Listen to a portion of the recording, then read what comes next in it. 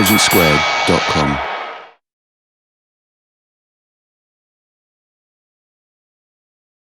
Our next speaker, who is for the motion, saying Africa should not look to China, is Maria Gomes. She's a Portuguese member of the European Parliament, a former diplomat, and on the European Parliament she is part of the Foreign Affairs Committee, and she wrote a very important report in 2008 called China's Policies and Their Effect in Africa.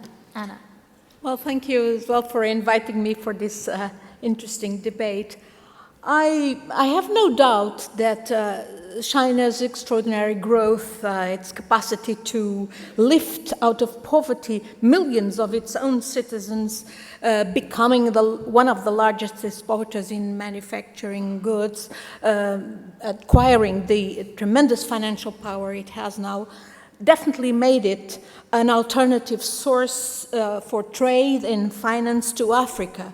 And an alternative to the traditional development and trading partners of the Africans. And in many respects, this is to be welcomed, I believe. But, and I must say, actually, China, by doing that, discovered markets in Africa at a time where many in Europe and in the US were talking about Africa as the lost continent. And it brought, definitely made available to the people in Africa very interesting and empowering tools, such as cheap mobile phones. It's not neglectable in the current era of globalization and of where the world is a global village. But in my opinion, China is not and should not be a model for development for Africa. And that is because, indeed, despite all the talk by China presenting its approach as win-win, indeed, trade and foreign direct investment of China in Africa has had a negative impact in many respects. If you look at the economic impact, it might be globally impressive, but when you disaggregate it per individual country, you see that the impact is diverse and often it's worrying. Deborah was just talking about the impact in Angola with all this construction in infrastructure. Most of that construction is very poor quality. Portuguese companies appreciate that because they actually are the ones who then have the maintenance contracts to follow on. In Zambia, people talked about the textile tsunami, the import of Chinese cheap clothes, manufactured goods, killing the production, the local production, and it's happened in other countries. Of course, there's also this factor of the bringing laborers. Sometimes, I mean, there was a Zambian leader recently elected who talked about infestors instead of investors. This is too extreme. In Angola, for instance, people have already coined the new word. They had the Portuguese word mulatto for those who were mixed, white and Angolan. Now there is the word chilato, which I think it's a good thing that shows the acceptance for, indeed, this Chinese breeding input. But I think that what is indeed very worrying is that indeed we cannot really measure, because there has been, as George said, very little transparency, not on the part only of the African countries for lack of capacities and so on, lack of governance, but indeed on the Chinese side, to publish it all so that we will know how things really operate. And for instance, a major important contract signed with the DRC, which has been subject to changes, it was about a contract of building infrastructure for about 9 billion China promised to the DRC in exchange for getting copper and cobalt, to prices unknown, but something which was calculated by the World Bank to give China in return something like 100 billion.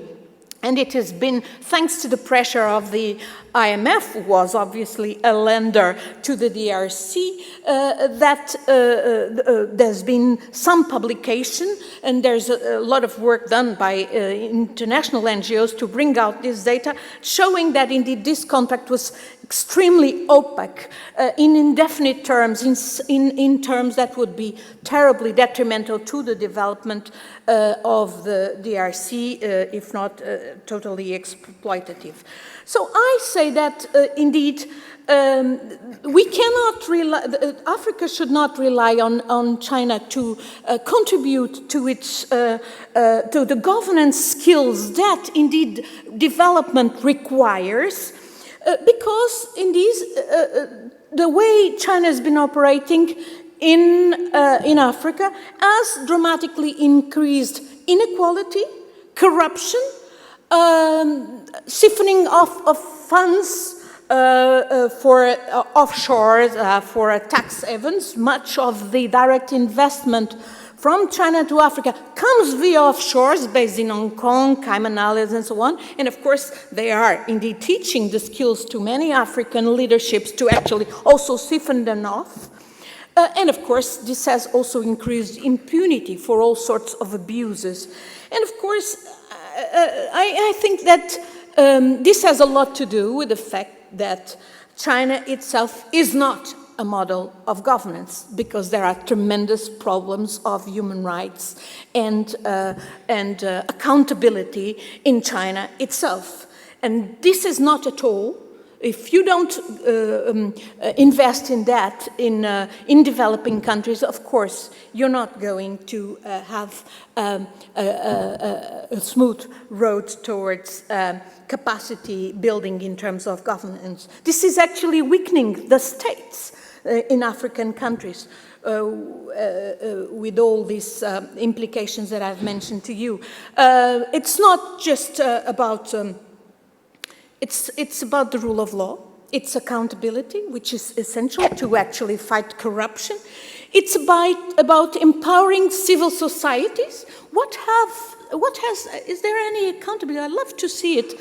When I produced this report in 2007 for the European Parliament, I had tremendous difficulty in collecting the data. Now it might be a little better, but it would be interesting to see how is, for instance, how can we measure the progress that China is making in terms of the MDGs, the Millennium Development Goals, in its action towards Africa.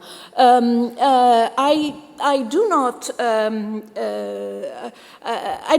try to compare, and I don't want to say that the aid system, assistentialist, almost charity-based system in which the West, including the EU, has based its approach towards development in Africa is more efficient. It is not. And by the way, it has not been adhered to in practice by our own governments, despite the commitments. This is a point I make in the report as well. But definitely, at least that there are criteria. There are clear objectives in terms of goals for development, the MDGs, which have been adopted at the universal level in the framework of the UN. And by the way, China is a particularly responsible member of the UN in the sense that it is a permanent member of the UN Security Council. So don't give us this talk about non-interference and no strings attached in its policies, because we all know about the Dalai Lama, the implications if one government receives the Dalai Lama or doesn't receive it. Of course, the implications regarding Taiwan, Tibet, it's China's own human rights, serious problems, and accountability towards its own citizens. But more than that, I mean, human rights are a cornerstone of the UN. China is a permanent member of the UN Security Council. It's made a permanent member to actually interfere for human rights, interfere for peace and security and sustainable development. That's this. So don't give us this talk, Chinese government friends, that indeed this is that they have a policy of non-intervention. Can you wrap up? You're coming to the end of your. And I'll just say that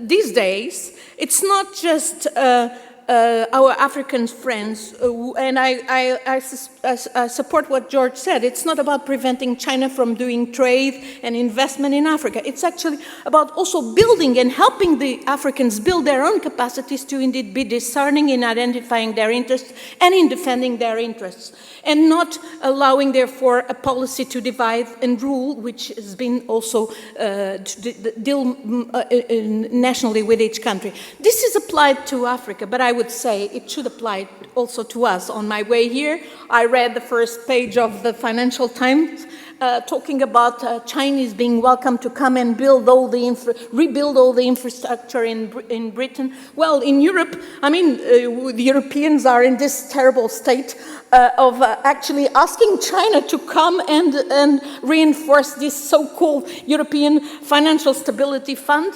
And I think, so what I would say to our African friends is actually the same that I say to European friends. Beware of the dragon. You want the dragon that is firepower, it's going to be good. If it warms you, if it burns you and burns your house, you must be careful. Thank you very much.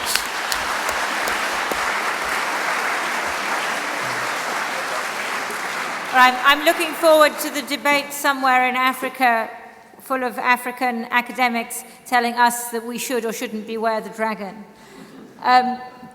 Questions?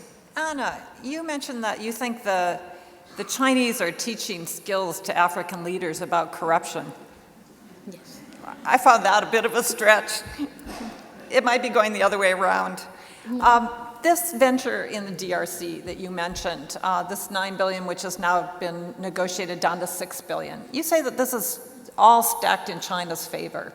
I don't know how you can say that if you look at the contracts, which are now widely available, to see it's 68% for the Chinese, 32% for the Congolese. They're not putting in a penny from the Congo, but they're getting 32% of this. This is a much bigger proportion than they've gotten with any other international mining contract in the DRC. So this is a good deal. Can you respond on that?